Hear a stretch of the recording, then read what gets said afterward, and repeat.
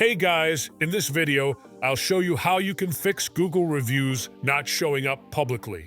Alright, so let's begin with the video.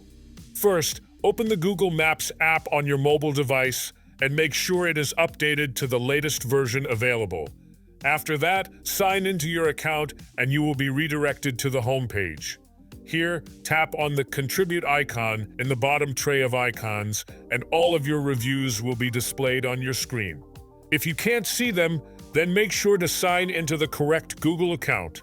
After that, tap on your profile icon at the top. Then tap on the three dots icon at top right corner, and then select Profile Settings from the drop-down menu. Now, if you scroll down, you will be able to enable the setting to make your reviews public. Simply make sure it is enabled, and you'll be good to go. If your reviews are still not showing up, try waiting for a day or two, as sometimes it takes a while for Google to update and display new reviews publicly. So that's basically how you can fix Google reviews not showing up publicly. So that's all for this video.